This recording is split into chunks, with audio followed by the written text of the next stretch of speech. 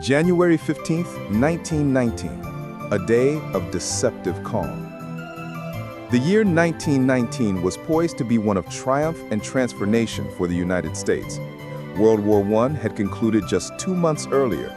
Prohibition was on the verge of ratification, and a new wave of American innovation was surging. On the Boston waterfront, on Commercial Street, in the bustling North End, life was moving at a fast clip. Children played, longshoremen labored, and the elevated railway rumbled past the massive 50-foot-tall steel tank that dominated the skyline. This wasn't just any tank. It was a behemoth, 90 feet in diameter, owned by the U.S. Industrial Alcohol Company, or USIA, and it held over 2.3 million gallons of molasses. Molasses, a seemingly innocuous commodity, a sweet byproduct of sugar refining. But in the context of the era, it was a crucial strategic asset. USIA used this molasses not just for rum or sweets, but as the raw material for fermenting industrial alcohol. This alcohol was used to make explosives, specifically denatured alcohol required to manufacture cordite, a smokeless propellant critical to the American war effort. Even though the war had ended, USIA was racing to ramp up its production for a post-war economy, hoping to sell massive quantities before Prohibition shut down the alcohol industry entirely.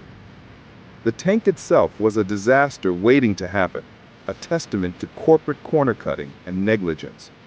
Residents had complained for years about the ominous rumblings, groans, and leaks, thin streams of molasses that the locals, particularly the neighborhood children, would collect and treat like candy. The structure had been hastily constructed in 1915, rush job to meet wartime demand. Its steel plates were too thin, and the contractor had failed to properly stress test it with water. Even more damning, a USIA engineer testified later that they had simply painted the tank brown to hide the streaks of rust and the telltale patches of dried molasses that were forming around the seams like a grotesque dark icing. The cataclysm, a deep roaring sound. At 12:30 p.m., the air temperature had risen sharply to 43 degrees Fahrenheit, or 6 degrees Celsius, a warm spell after a period of freezing temperatures. This seemingly minor temperature change was the final ingredient in a catastrophic chemical equation. The colder molasses inside the tank had been fermenting, producing carbon dioxide gas. The sudden warmth accelerated this process, increasing the internal pressure on the already overstressed, poorly riveted seams of the tank. The resulting sound was indescribable. Some witnesses likened it to the roar of a cannon, others to a prolonged peal of thunder, and many said it was like the rattling machine gun fire of a battlefield. In an instant, the colossal tank ruptured. A tidal wave of hot molasses, weighing approximately 14,000 tons, erupted onto Commercial Street. It moved faster than a sprinting man, its viscous dark mass hitting everything in its path with the force of an avalanche. Houses were lifted bodily from their foundations and were crushed. Men and women were picked up by the rush of the fluid and hurled many yards. The whole district was a mass of wreckage, permeated with the sticky, sickening odor of molasses. The Boston Post, January 16, 1919. The wave of syrup, up to 25 feet high, tore down everything in its path. It demolished the wooden structure of the nearby elevated railway, lifting a train off its tracks. It crushed a fire station, killing the district chief and the horses inside. Buildings were swept away, vehicles were mangled, and the very street was submerged. The sheer thickness of the liquid proved to be the deadliest factor. Water is fluid and allows bodies to rise. Molasses is dense. Victims were trapped, smothered, and immobilized by the sticky, heavy substance. People who survived the initial impact found themselves sinking deeper and deeper, unable to move their limbs as the molasses cooled rapidly in the winter air, setting and hardening like concrete. The disaster killed 21 people, including children and city workers, and injured 150 others. The cleanup, which involved fire hoses spraying salt water for weeks, took months, and for decades afterward, on a hot summer day, The sweet, earthy scent of fermentation could still be detected in Boston's North End. The subsequent legal battle was one of the longest in Massachusetts history, a 4-year-long spectacle that set a precedent for holding corporations accountable for their failures. The victims' families eventually won a landmark settlement, proving that a simple, sweet substance, when handled with negligence, could become a historical weapon of mass destruction. The silence that followed the initial thunderous rupture was more horrifying than the noise itself. The North End, home to thousands of working-class Italian immigrants, was suddenly a nightmare landscape of splintered wood, twisted steel, and human bodies struggling in a dark, suffocating tide. But Boston, a city forged by maritime and industrial grit, was not slow to respond. The battle against the viscous tide. The first responders were not the police or the fire department, whose own engine company 31 station had been swept 15 feet off its foundation, trapping several firefighters. The first heroes were the 116 cadets and crew of the USS Nantucket, a training ship for the Massachusetts Nautical School docked nearby. Hearing the blast, they sprinted toward the disaster, plunging without hesitation into the sticky mess. Imagine the scene, a sea of molasses, in places still waist-deep, made even more dense and immovable by the rapidly dropping winter air temperature. This was not a quick, clean disaster like a fire. It was a physical, viscous trap. The more people struggled, the deeper the syrupy glue held them. The difficulty of rescue. Rescuers found that pulling victims out was like tearing flypaper. The molasses clung to bodies, equipment, and clothing with tremendous suction. Victims were covered head to toe, making them nearly impossible to grasp or even identify. Many of the dead had been suffocated by the syrup coating their mouths and noses, or crushed by the wreckage carried by the wave. Makeshift hospitals. Doctors and nurses from the Red Cross and nearby hospitals rushed in, setting up a temporary triage center in a basement near the disaster. They worked frantically to clear the molasses from victims' airways, treat broken bones, and manage shock. It was a macabre scene, with medical staff themselves becoming saturated in the sticky, sweet coating. The unseen victims. The disaster wasn't just physical. One family, the Cluffertys, had their home completely destroyed.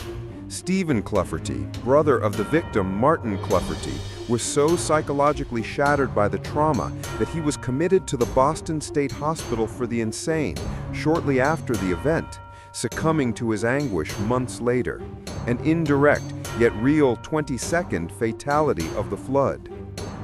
The cleanup itself was an engineering feat born of desperation. Traditional methods failed. Water simply mixed with the molasses to create a heavier, stickier sludge.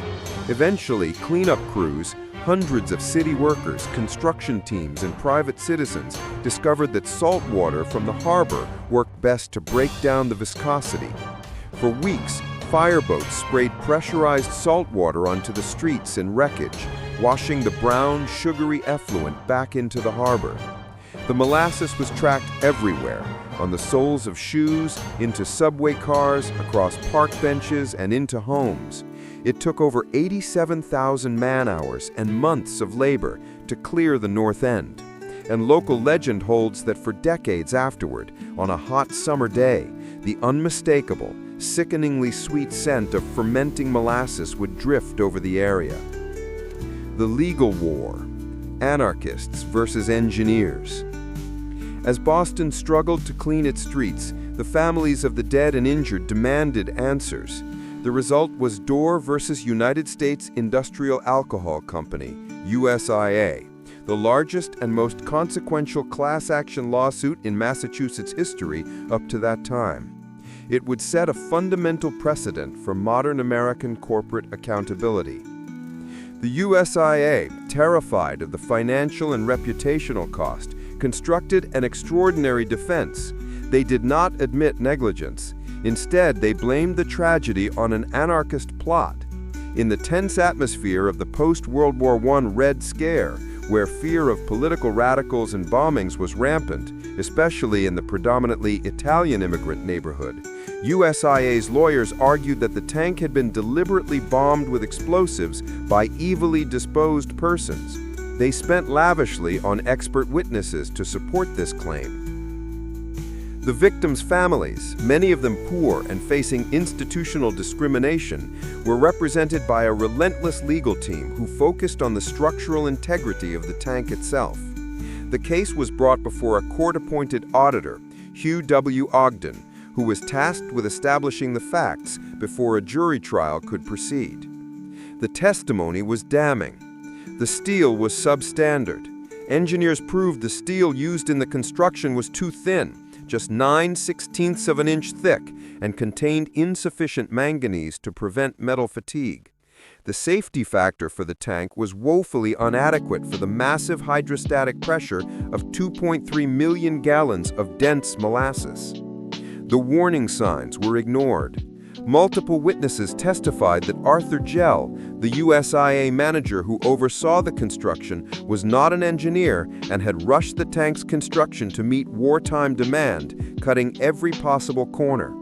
He had performed a mock stress test by only filling the tank with 6 inches of water, a test so meaningless it was a profound act of professional disregard. The paint job. The infamous decision to simply paint the leaky, rust-streaked tank brown to hide the oozing molasses became a powerful symbol of the company's reckless disregard for public safety in the pursuit of profit. After more than 4 years, thousands of witnesses, and nearly 45,000 pages of testimony, Auditor Ogden delivered his verdict in April 1925. He ruled definitively against the USIA. The disaster was not an act of sabotage, but a direct consequence of gross negligence by the company. USIA was ultimately forced to pay a total of over $600,000 in damages to the victims and their families, equivalent to over $11 million today. For the time, this was a massive payout and a stunning victory for the working-class plaintiffs against a powerful corporation.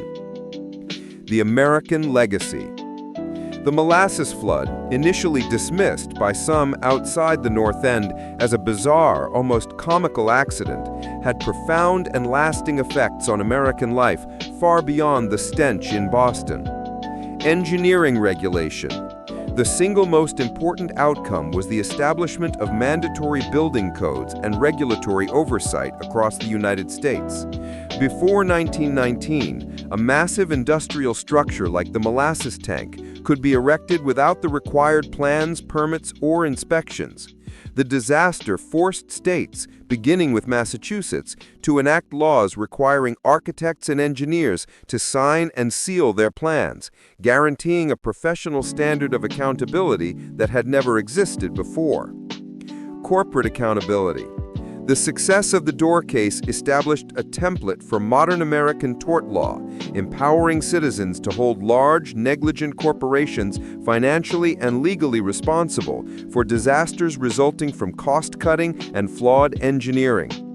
Today, where the tank once stood is a baseball field, Langone Park, and a small plaque marks the spot where an industrial product, a common sweetener, became a historical killer. It serves as a stark, sweet-smelling reminder that in American industry, the invisible cost of cutting corners is often paid in the most surprising and tragic ways.